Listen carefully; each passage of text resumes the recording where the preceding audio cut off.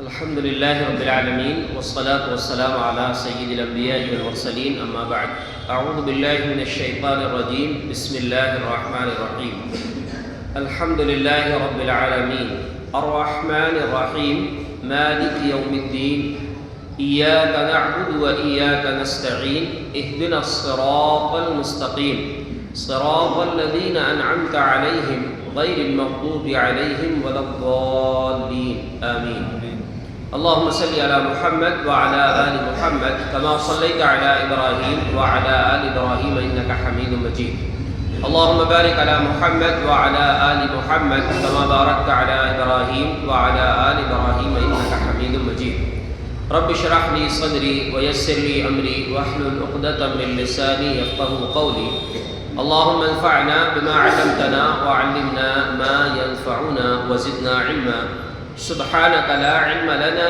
إلا ما علمتنا إنك أنت العليم الحكيم۔ سورہ فاتحہ کی مختصر تفسیر کے حوالے سے گزشتہ چند ہفتوں سے یہ سلسلہ چل رہا ہے اور اس کا انشاءاللہ یہ آخری حصہ ہے۔ اس سلسلے کی آخری کڑی ہے سورہ فاتحہ کے حوالے سے اب تک جو باتیں آپ کے سامنے رکھی گئیں۔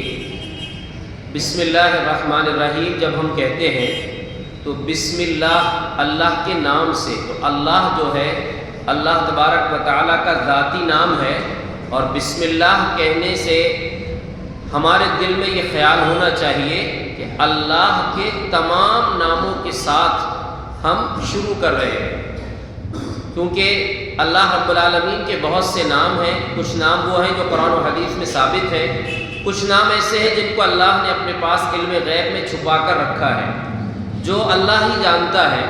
ان سارے ناموں کے ساتھ ہم اللہ رب العالمین کے اپنی بات کو یا اس تلاوت کو یا جو بھی کام میں بسم اللہ کہتے ہیں اس کو ہم شروع کر رہے ہیں۔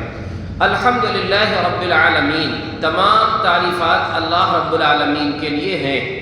جب ہم یہ آیت پڑھتے ہیں بالخصوص نماز میں، تو اس کے جواب میں اللہ رب العالمین ہم سے کہتا ہے، ہمارے بات کا جواب دیتے ہوئے فرماتا ہے حمدنی عبدی، میرے بندے نے میری تعریف کیا۔ الحمدللہ رب العالمین کہتے وقت ہمیں دل میں یہ بات یاد رکھنا ہے کہ ساری حمدیں، ساری تعریفیں اللہ رب العالمین ہی اس کا مستحق ہے۔ ہم اس بات کو دل میں رکھ کر اللہ رب العالمین کی تعریف بیان کریں۔ الرحمن الرحیم، جب ہم اس بات کو کہتے ہیں الرحمن الرحیم کہ اللہ وہ ہے جو رحمان الرحیم ہے، بڑا مہربان نہایت ہی رحم کرنے والا ہے۔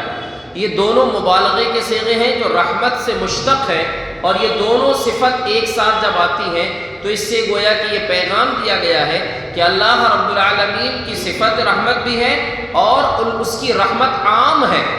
اللہ تبارک و تعالیٰ کی صفت جو رحمت ہے وہ عام ہے۔ اللہ تبارک و تعالیٰ نے سب کو اپنی اس رحمت سے مختلف انداز میں نوازا ہوا ہے، اور قیامت کے دن یہ رحمت صرف مومنین کے لیے ہوگی، مومنوں کے لیے خاص ہوگی۔ تو جب بندہ الرحمن الرحیم کہتا ہے تو اللہ رب العالمین جواب میں کہتا ہے اثنا علی عبدی، میرے بندے نے میری ثنا بیان کی ہے۔ مالک یوم الدین، اب ظاہر سی بات ہے اللہ نے نعمتوں سے نوازا ہے، رحمت عام ہے، تو ایک دن ایسا بھی ضروری ہے جس میں انسان کی زندگی کے اعمال کے مطابق اس کے فیصلے کیے جائیں۔ تو وہ قیامت کے دن کا مالک ہے۔ جب انسان یہ کہتا ہے تو اللہ فرماتا مجدنی عبدی، میرے بندے نے میری بزرگی بیان کیا۔ ایاک نعبد و ایاک نستعین، جب ہم یہ کہتے ہیں کہ اے ہمارے رب ہم صرف تیری ہی عبادت کرتے ہیں، کسی اور کی نہیں کرتے۔ و ایاک نستعین، صرف تجھ سے ہی مدد چاہتے ہیں، کسی اور سے مدد نہیں چاہتے۔ جب یہ آیت ہم پڑھتے ہیں تو اللہ جواب دیتا ہے ھذا بینی و بین عبدی، یہ میرے اور میرے بندے کے بیچ کا معاملہ ہے۔ یہ جو آیت ہے اس کا نصف حصہ بندے کے لیے ہے اور نصف یعنی آدھا حصہ اللہ کے لیے۔ عبادت یہ اللہ کا حق ہے، اور استعانت یہ بندے کی ذمہ داری ہے کہ وہ اللہ سے مدد مانگے۔ اس کے بعد اللہ فرماتا ہے کہ اب میرا بندہ جو مانگے گا میں اس کو دوں گا۔ اس کے بعد جو دعا ہے جو گزشتہ درس میں آپ کے سامنے رکھی گئی تھی، اہدنا الصراط المستقیم، اے ہمارے رب ہمیں سیدھے راستے پر چلا، ہمیں سیدھا راستہ دکھا، سیدھے راستے پر ثابت قدمی عطا فرما۔ تو جیسا کہ ہم نے پچھلے درس میں اس کی وضاحت کیا تھا کہ جب ہم ہدایت پر ہیں یا اللہ کی توفیق سے ہم نیکیاں کر رہے ہیں تو پھر ہدایت مانگنے کی دعا کیوں سکھائی گئی ہے؟ تو جب ہم اہدنا کہتے ہیں تو گویا کہ ہم اللہ سے کہتے ہیں ثبتنا علی الہدایہ، اے اللہ ہمیں ہدایت پر ثابت قدم رکھنا، یا دوسرا مطلب ہے زدنا فی الہدایہ، اے اللہ ہم کو ہدایت میں، ہماری ہدایت میں اضافہ فرما، ہم کو ثابت قدم بھی رکھ اور ہماری ہدایت میں اضافہ فرما، جس کی وضاحت قرآن کی آیات اور دعاؤں کی روشنی میں آپ کے سامنے کی گئی۔ ہدایت کی دو قسمیں ہیں، ایک ہے ہدایت کا مطلب راستہ دکھانا جو انبیاء کا مشن ہے، اور انبیاء کے علاوہ کوئی بھی جو انسان جو خود ہدایت پر ہو وہ دوسروں کو راستہ دکھا سکتا ہے، لیکن ہدایت پر چلا دینا یہ کس کا کام ہے؟ اللہ کا۔ کس کا کام ہے؟ اللہ کا کام ہے۔ ہدایت کا راستہ دکھانا یہ انسان کر سکتے ہیں، لیکن راستے پر چلا دینا یہ اللہ کے اختیار کی بات ہے۔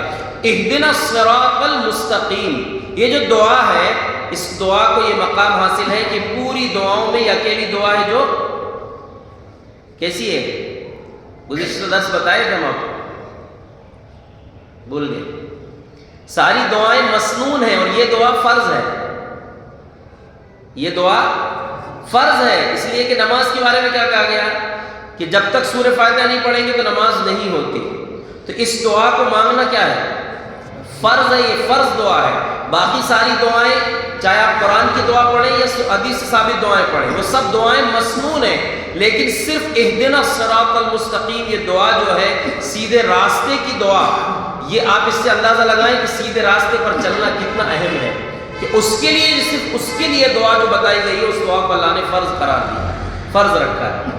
اس کے بعد اب اتنا کافی تھا کہ ہم کو اللہ اتنا سکھا دیتا کہ سیدھے راستے کی رہنمائی مانگو، کافی تھا، اور یہ اللہ کے حکم پر ہی ہم مانگتے ہیں، کیونکہ اللہ نے ہی جو بات کہی ہے جو حدیث قدسی ہے، یا عبادی کلکم ضال الا من ہدیتہ فاستہدونی اہدکم، اے میرے بندو تم سب کے سب گمراہ ہو، سب کے سب بھٹکے ہوئے ہو سوائے اس کے جو کو میں ہدایت دے دوں، اس لیے مجھ سے ہدایت مانگو میں تم کو ہدایت دوں گا، اور پھر دعا بھی سکھلایا کہ ہدایت کیسے مانگو۔ اب یہاں پر اتنا بول دینا کافی ہے کہ اے ہمارے رب ہمیں سیدھے راستے پر چلا، تو اللہ کو معلوم ہے نا کہ سیدھا راستہ کون سا ہے، لیکن اس کے باوجود اللہ نے بتایا صراط الذین انعمت علیہم، ان لوگوں کا راستہ جن پر تو نے انعام کیا ہے۔ یہ آیت کا اگلا حصہ جو ہے یہ جو آج کے درس کے لیے ہے کہ اہدنا الصراط المستقیم، اے ہمارے رب ہمیں سیدھے راستے پر چلا، اس پر ثابت قدمی دے، اس میں ہمارے لیے اضافہ فرما۔ کن لوگوں کا راستہ ہے یہ؟ ان لوگوں کا راستہ جن پر تو نے انعام کیا ہے۔ یہ بتانے کا کیا مقصد؟ یہ بتانے کا مقصد ہے منہج بتایا گیا ہے اس میں کہ کس طریقے پر کن لوگوں کے راستے پر آپ چلیں گے تو صراط مستقیم پر رہیں گے، سیدھا راستہ کون سے طریقے پر آپ کو ملے گا، وہ منہج اللہ تبارک و تعالیٰ نے ہم کو اس میں بتا دیا۔ صراط الذین انعمت علیہم، ان لوگوں کے راستے پر چلا جن پر تیرا انعام نازل ہوا۔ اب یہ انعام یافتہ بندے کون ہیں؟ کس پر اللہ کا انعام ہوا جانتے ہیں کون ہے؟ صحابہ کرام اور انبیاء۔ اس کی وضاحت میں دیکھیے ہم نے جیسا کہ اس سے پہلے بھی بات کہی ہے کہ قرآن کی سب سے بہترین تفسیر ہے قرآن کی تفسیر قرآن سے کرنا، تو بہت ساری آیات ایسی ہیں جو ایک دوسرے کی تفسیر کرتی ہیں۔ یہاں پر جو اللہ نے دعا سکھلایا کہ ہمارے رب ہمیں ان لوگوں کے راستے پر چلا جن پر تیرا انعام نازل ہوا، تو قرآن نے ہی سورہ نساء میں اللہ تبارک و تعالیٰ نے قرآن کے ذریعے ہی اس کی تفسیر ہم کو بتا دیا کہ وہ انعام یافتہ لوگ کون ہیں۔ اللہ نے فرمایا وَمَن يُطِعِ اللَّهَ وَرَسُولَهُ فَأُولَٰئِكَ مَعَ الَّذِينَ أَنْعَمَ اللَّهُ عَلَيْهِم مِّنَ النَّبِيِّينَ وَالصِّدِّيقِينَ وَالشُّهَدَاءِ وَالصَّالِحِينَ وَحَسُنَ أُولَٰئِكَ رَفِيقًا۔ اللہ نے فرمایا کہ جو بھی اللہ اور اس کے رسول کی اطاعت کرے گا، انعام حاصل کرنے کے لیے یہ شرط کافی ہے کہ اللہ نے بتا دیا کہ انعام کس کو ملے گا؟ جو اللہ اور اس کے رسول کی اطاعت کرے گا، اتنا کافی ہے۔ لیکن آگے جو نام کے نائے ہیں اللہ نے اس میں بھی بتایا ہے منہج ان لوگوں کا جو صحیح راستے پر چلنے والے لوگ ہیں، جن کو جو واقعی صراط مستقیم پر چلنے والے ہوں گے، ان کا منہج بتایا گیا ہے کہ ان کا راستہ کون سا ہوگا، کس راستے پر چل کر وہ منعم علیہ ہو سکتے ہیں، کس راستے پر چل کر وہ انعام لینے کے قابل بن سکتے ہیں۔ تو فرمایا وہ کون لوگ ہیں؟ انبیاء ہیں۔ یہ سب سے پہلا مرتبہ ہے انسانوں میں، اور یہ ایک ایسی چیز ہے، اللہ کی ایسی نعمت ہے جو کسبی نہیں ہے، وہبی ہے۔ کیا ہے؟ کسبی نہیں۔ کسب مطلب ہوتا ہے کمانا۔ مثال کے طور پر آپ لوگ یہاں میری بات سن رہے ہیں، مجھے اللہ نے موقع دیا ہے کہ میں یہاں بیٹھ کر آپ کو سنا رہا ہوں، تو اس مقام تک پہنچنے کے لیے میں نے کچھ سال لگائے ہیں۔ میں نے مدرسے میں پڑھ کر تعلیم حاصل کر کے اساتذہ کے سامنے بیٹھ کر تعلیم حاصل کی ہے، اور اس کے بعد میں آج آپ کے سامنے بیٹھ کر کچھ بولنے کے لائق ہوں۔ اس کو بولتے ہیں کسب، کمانا۔ آپ جو پیسہ کماتے ہیں خرچ کرنے کے لیے، اس کو بولتے ہیں کمائی، کسب۔ تو کسب کے معنی ہوتے ہیں کمانا، کسبہ۔ اسی سے ہے کہ کچھ چیزیں ایسی جو کسبی ہیں، یعنی انسان محنت کر کے وہ چیز حاصل کر سکتا ہے۔ ایک انسان محنت کر کے صدیق بن سکتا ہے، شہید بن سکتا ہے، صالح بن سکتا ہے، لیکن محنت کر کے کوئی نبی نہیں بن سکتا۔ اس لیے اس کو وہبی کہا گیا ہے۔ کیا کہا گیا ہے؟ وہب بولتے ہیں نا، آپ نے سنا ہوگا ہبہ کرنا، کوئی چیز ہبہ کرنا، یہ فلاں زمین فلاں کے نام پر ہبہ کر دی۔ تو ہبہ کرنے کا مطلب ہوتا ہے دے دینا، سامنے والا اس کا مستحق نہیں تھا، ویسے ہی دے دیے اس کو۔ تو اللہ رب العالمین رسالت جس کو چاہتا ہے، نبوت جس کو چاہتا ہے، اس کو دیتا ہے۔ اس لیے نبوت یہ کسبی چیز نہیں ہے کہ کوئی بہت زیادہ محنت کر کے کوشش کر کے نبوت حاصل کر لے، بلکہ نبوت اللہ کی طرف سے دی جانے والی چیز تھی۔ اسی لیے نبوت اللہ نے جس کو چاہا اس کو دیا۔ صرف ایک نبی ایسے جن کو نبوت ملی تھی کسی اور کے مانگنے پر، حالانکہ وہ بھی اللہ کی طرف سے منتخب ہیں، لیکن ان کو اللہ رب العالمین نے نبی بنایا کسی اور کے دعا کرنے پر۔ کون سے ہیں؟ ہارون علیہ السلام۔ کس کے مانگنے پر بنائے گئے تھے؟ موسیٰ علیہ السلام۔ دیکھیے بھائی کی دعا ہے۔ آج کتنے بھائی ہیں بیچارے بھائی کو حق دینے کو تیار نہیں، بھائی کا جو حق بنتا ہے باپ کی وراثت میں وہ بھی دینے کو تیار نہیں ہوتے۔ یہاں نبوت مانگے اپنے بھائی کے لیے موسیٰ علیہ السلام نے کہ اللہ میرے بھائی کو میرے ساتھ نبی بنا دے۔ تو اللہ اچھا اس میں دعا کی بھی قیمت دیکھی، اور خاص طور سے اہل علم نے کہا کہ ان لوگوں کی دعا جو دعوت کے راستے پر ہے، دعوت و اصلاح کا کام کرتے، لوگوں کو سمجھاتے، لوگوں کو دین کی طرف بلاتے ہیں، وہ لوگ اگر مانگیں گے تو اللہ کیا کیا نہیں دے گا ان کو۔ شرط یہ ہے کہ سچے دل سے آپ کام کرنا۔ تو اللہ تبارک و تعالیٰ سے موسیٰ علیہ السلام نے کیا کیا مانگا تھا؟ رب اشرح لی صدری ویسر لی امری واحلل عقدۃ من لسانی یفقہوا قولی۔ کہ اے میرے رب میرے سینہ کھول دے، میرے معاملے کو آسان کر دے، میری زبان کو صحیح کر دے، لقنت ہے، میرے بھائی کو میرے ساتھ نبی بنا دے، اس کو میرا شریک بنا دے۔ ساری چیزیں مانگی موسیٰ علیہ السلام نے۔ تو موسیٰ علیہ السلام سے اللہ نے کیا کہا؟ قد اوتیت سؤلک یا موسیٰ، موسیٰ تم نے جو جو مانگو سب دے رہے ہیں تم کو، پوری دعائیں تمہاری قبول کر لے رہے ہیں، بس جاؤ تم فرعون کے پاس۔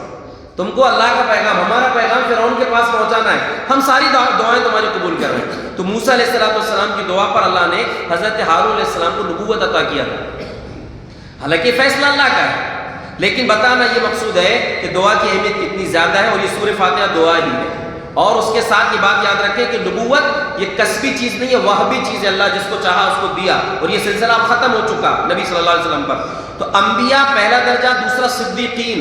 صدیقین میں سب سے پہلے نمبر پر صدیق کون ہے؟ حضرت ابوبکر صدیق رضی اللہ عنہ۔ اب کوئی انسان صدیق بن سکتا ہے کہ نہیں؟ صدیق بن سکتے ہیں کہ نہیں؟ بن سکتے ہیں۔ اس کے لیے 4 شرطیں ہیں صدیق بننے کے لیے۔ پہلا، وہ خود سچا ہو، وہ ہمیشہ سچ بولے۔ دوسرا، سچ کو سچ مانے، یعنی اللہ کی طرف سے جو باتیں آئی ہیں، جو سچی باتیں ہیں، وَمَنْ أَصْدَقُ مِنَ اللَّهِ قِيلًا، اللہ سے زیادہ سچا کوئی ہو ہی نہیں سکتا۔ تو اللہ کی جو بات ہے قرآن و حدیث کی شکل میں ہمارے پاس، اس سچائی کو سچ مانے۔ تیسرا، اس کا تعلق اللہ کے ساتھ سچا ہو، یعنی حقوق اللہ میں سچا ہو کہ اللہ کی عبادت ہمیشہ کرے۔ اور چوتھی شرط یہ ہے کہ وہ انسانوں کے ساتھ سچا ہو، انسانوں کے حقوق میں بھی سچا، کسی پڑوسی کو نہ ستائے، رشتہ دار کا حق نہ مارے، کسی پر ظلم نہ کرے، ہر اعتبار سے وہ انسانوں کے ساتھ بھی سچا ہو۔ یہ 4 شرطیں جس کے اندر ہوں گی وہ صدیق بن جائے گا۔ لیکن یہ ہم کسی کو سرٹیفکیٹ نہیں دے سکتے کہ ہاں یہ فلاں ہو گیا صدیق، وہ اللہ کے اختیار کی بات ہے۔ ہاں صدیق، ابوبکر صدیق رضی اللہ عنہ کا صدیق ہونا یہ دلیل سے ثابت ہے۔ ایک مرتبہ نبی صلی اللہ علیہ وسلم احد پہاڑ پر تشریف فرماتے، کون کون تھے؟ نبی صلی اللہ علیہ وسلم، ابو بکر صدیق رضی اللہ عنہ، عمر فاروق اور حضرت عثمان غنی رضی اللہ عنہ اجمعین۔ تو اچانک احد پہاڑ ہلنے لگا اور اہل علم نے کہا ہے کہ وہ خوشی سے جھوم رہا، پہاڑ خوشی سے جھومنے لگا کہ کائنات کی مقدس ترین ہستیاں آج میرے اوپر۔ تو نبی صلی اللہ علیہ وسلم نے اس کو پیر سے مارا اور کہا اثبت یا احد، احد چپ، خاموش رہے، فإن علیک نبی وصدیق وشہیدان، تیرے اوپر ایک نبی ہے ایک صدیق ہے۔ تو نبی تو آپ خود ہیں، صدیق کون ہو گئے؟ ابو بکر صدیق، وشہیدان اور دو شہید ہیں، کون کون؟ حضرت عمر رضی اللہ عنہ، حضرت عثمان رضی اللہ عنہ۔ اچھا دونوں کے لیے بھی ایک شہادت کا ایک آج میں سنا، تو اس میں ایک چیز نئی چیز مجھے معلوم ہے کہ حضرت عمر رضی اللہ عنہ کو شہید محراب کہا جاتا ہے، محراب اس کو بولتے ہیں، یہ مسلح پہ، تو مسلح پر ان کو خنجر مارا گیا نماز میں، حالت نماز میں، اس لیے ان کو بولتے ہیں شہید محراب۔ اور حضرت عثمان رضی اللہ عنہ کو کون سا شہید بولتے ہیں؟ شہید مصحف، وہ قرآن پڑھ رہے تھے، قرآن کھول کر پڑھ رہے تھے اور ان پر جو ہے حملہ کیا گیا، تو قرآن میں ان کا خون کی چھینٹیں، کہا جاتا ہے کہ آج بھی وہ مصر میں میوزیم میں موجود ہے وہ قرآن، جس پر ان کے خون کا وہ قطرہ بہہ کر اور آ کر رکا۔ تو مصحف اس کو بولتے ہیں قرآن کو، تو مصحف پڑھتے ہوئے، قرآن پڑھتے ہوئے حضرت عثمان رضی اللہ عنہ کو شہید کیا گیا تھا، اس لیے ان کو شہید مصحف کہتے ہیں۔ تو یہ اس سے معلوم ہوا کہ یہ دونوں شہید، اچھا کسی کو نام لے کر شہید بھی نہیں کہہ سکتے کہ فلاں آدمی شہید ہے، وہ اللہ کو معلوم ہے کہ شہید کون ہے اصل، ظاہر میں تو بول سکتے ہیں کہ لڑا اللہ کی راہ میں، لیکن اس کے دل کی کیفیت کیا تھی وہ اللہ کو معلوم ہے، اس لیے کسی کو ڈائریکٹ شہید نہیں، لیکن یہ دونوں شہید ہیں، یہ نص سے دلیل ثابت ہے کہ حضرت عمر بھی شہید ہے اور حضرت عثمان رضی اللہ عنہ بھی شہید ہے، کیونکہ نبی صلی اللہ علیہ وسلم نے یہ بات کہی۔ تو انبیاء سب سے اونچا درجہ، دوسرے نمبر پر صدیق، تیسرا شہداء، اور شہداء کے دو مطلب کیے گئے، شہداء میں ایک ہے علماء، اہل علم جو ہے، کیونکہ اللہ نے توحید کی گواہی دینے والے ان کو بتایا، شہید اللہ انہ لا الہ الا اللہ واولو العلم قائم والملائکۃ واولو العلم، اللہ نے کہا کہ اللہ اکیلا ہے، اللہ کی توحید کی گواہی اللہ دیتا ہے، اس کے فرشتے دیتے ہیں اور اہل علم دیتے ہیں۔ تو شہداء علماء کے معنی میں بھی ہے، اور شہداء سے مراد وہ لوگ ہیں جو اللہ کے راستے میں شہید ہوتے ہیں، اور صالحین تمام نیک لوگ۔ تو اللہ رب العالمین نے ان کی وضاحت کر دیا، اس میں ایک اشارہ علم نے یہ بھی دیا ہے کہ جن لوگوں کو صراط مستقیم کی دعا سکھلائی گئی اور جو صراط مستقیم پر ہیں وہ اجنبی لوگ ہوں گے۔ اجنبی کا مطلب کیا؟ بہت ساری جگہ ایسا ہوتا ہے کہ پورا گھرانہ جو ہے غلط چیزوں میں ہے، شرک و بدعات میں، خرافات میں ہے، وہاں کسی ایک بندے کو اللہ ہدایت دے دیتا ہے اور وہ اپنے گھر میں اجنبی رہتا ہے، سارے لوگ اس کو ستاتے ہیں، ظلم کرتے ہیں۔ ایسے کئی واقعات آپ کو ملیں گے کئی جگہوں پر۔ ایک واقعہ جو ایک بہت مشہور عالم ہے، ممکن آپ نے تقریر سنا ہوں گی، عتیق الرحمان صاحب، شاید کشمیر کے ہیں وہ، انہوں نے اپنا واقعہ بتایا کہ میں نے سب سے پہلے اہل حدیث کہاں دیکھا تھا، کہا کہ میں یونیورسٹی میں پڑھتا تھا، وہاں ایک نوجوان تھا، اس کو کئی لوگ مار رہے تھے اور اس قدر مارے تھے اس کو کہ اس کا ہاتھ ٹوٹ گیا تھا۔ تو ہاتھ ٹوٹ جانے کی بنیاد پر وہ نماز پڑھ رہا تھا تو ہاتھ نہیں اٹھ رہا تھا اس کا، تو ایک ہاتھ سے دوسرے ہاتھ کو پکڑ کر وہ رفع الیدین کر رہا تھا، ایک ہاتھ کو اٹھا رہا تھا، اٹھا کے رفع الیدین کرنے کے لیے، اور اس کے باوجود اس کو لوگ مار رہے تھے تو وہ صرف ایک آیت پڑھ رہا تھا، اتقتلون رجلا ان یقول ربی اللہ، کیا تم ایک آدمی کو صرف اس لیے مار رہے ہو کہ وہ یہ کہتا ہے کہ میرا رب اللہ ہے، یعنی میں توحید پر ہوں، صحیح منہج پر ہوں، اس لیے تم مجھ کو مار رہے ہو۔ تو کہا کہ میں سوچا یہ ہے کون بندہ جو اتنا پٹنے کے باوجود بھی اپنے مسلک سے نہیں ہٹ رہا، اپنے منہج سے نہیں ہٹ رہا۔ تو پھر جب میں نے تحقیق کیا تو کہا کہ وہ اہل حدیث، پھر اس کے بعد میں نے جب دیکھا اس کے بعد الحمدللہ وہ اہل حدیث ہو گئے۔ تو یہ چیز یاد رکھیں کہ اللہ رب العالمین نے جو یہ بات کہا ہے نا کہ ان لوگوں کا راستہ جن پر تیرا انعام ہوا، اس سے سبق یہ ملتا ہے کہ جو انسان صحیح چیز پر آ جائے گا غلط چیزوں کو چھوڑ کر، تو ہو سکتا ہے کہ وہ اپنے گھر میں بھی اجنبی ہوگا، لیکن اس کو بشارت ہے کہ تو اپنے علاقے میں، اپنے گھر میں، اپنے خاندان میں اجنبی ہو سکتا ہے، لیکن تو اس اجنبیت کے ساتھ اگر دین کی سچی شکل پر عمل کرے گا تو قیامت کا دن تیرا ساتھ جو کن لوگوں کا ہوگا؟ نبیوں کے ساتھ، صدیقین کے ساتھ، شہداء کے ساتھ، صالحین کے ساتھ ہوگا۔ یعنی یہاں تو تم کو کوئی بھلے ہی نہ پوچھے، تم کو پریشان کریں، ظلم کریں، لیکن قیامت کے دن آؤ گے۔ آج مثال کے طور پر دنیاوی اعتبار سے اگر کسی انسان کو کسی بڑے نیتا سے ملنے کا موقع مل جائے تو تصویر بنا کر گھر میں لٹکا دیتا ہے، اور کوئی دیندار آدمی ہے، کوئی بڑے عالم کے ساتھ اس کا بیٹھنا ہو جائے، مثال کے طور پر امام حرم کوئی آ جائے، ان کے ساتھ اس کو بیٹھنے کا موقع مل جائے تو کتنا خوش ہوتا ہے۔ تو یہ وہ خوش نصیب ہوں گے جن کو انبیاء کی رفاقت ملے گی، شہیدوں کی، صدیقین اور شہداء کی، صالحین کی رفاقت ملے گی۔ تو اس لیے یاد رکھیں کہ اللہ نے صرف اتنے پر اکتفا نہیں کیا کہ صراط اہدنا الصراط المستقیم، بلکہ یہ بھی کہا ان لوگوں کا راستہ جن پر تیرا انعام ہوا۔ اب اس کی اور صراط مستقیم کی وضاحت کرنے کے لیے آگے اللہ نے فرمایا غیر المغضوب علیہم ولا الضالین، اے ہمارے رب ہمیں ان لوگوں کے راستے پر چلانا جن پر تیرا انعام ہوا، ان لوگوں کے راستے پر مت چلانا جن پر تیرا غضب نازل ہوا۔ کون ہے یہ مغضوب علیہم؟ یہود ہیں۔ اور ولا الضالین، ان لوگوں کے راستے پر بھی مت چلانا جو گمراہ ہو گئے، بھٹک گئے۔ ان سے مراد نصارہ، یہود جو موسیٰ علیہ السلام کو ماننے کی دعویٰ کرتے ہیں لیکن ان کی شریعت پر بھی صحیح معنوں میں عمل نہیں کیے، اور نصارہ جو ہیں وہ عبادت کرتے ہیں، عمل کرتے ہیں، لیکن ان کے پاس علم نہیں ہے۔ تو یہ دو گمراہ راستے، غلط گمراہی کے راستے، کون سا؟ ایک غضب کے مستحق بننا، ان کی خصلت کیا تھی، ان کی کمزوری کیا تھی؟ یہودیوں کے پاس علم تھا اور حقیقت کو جانتے تھے، اس کے باوجود قبول نہیں کرتے تھے۔ دلائل کی روشنی میں حق ان کے سامنے آشکارا ہو چکا تھا، بلکہ حق اتنا واضح ہو چکا تھا ان کے سامنے، اللہ نے قرآن میں فرمایا یعرفونہ کما یعرفون ابناءہم۔ یہودی نبی صلی اللہ علیہ وسلم کی حقیقت، حقانیت، صداقت کو اس قدر پہچانتے تھے کہ یہ سچے نبی ہیں۔ کس قدر پہچانتے تھے؟ جتنا ایک آدمی اپنے بیٹوں کو پہچانتا ہے۔ ایک آدمی کو شک ہو سکتا ہے کہ یہ میری اولاد ہے؟ بالکل نہیں ہو سکتا۔ جس طریقے سے ایک انسان اپنی اولاد کو پہچانتا ہے، اس طریقے سے یہودی یہ جانتے تھے کہ محمد صلی اللہ علیہ وسلم اللہ کے سچے نبی ہیں، لیکن نہیں ماننا۔ اس کو بولتے عناد، سرکشی، حد سے پار ہو جانا۔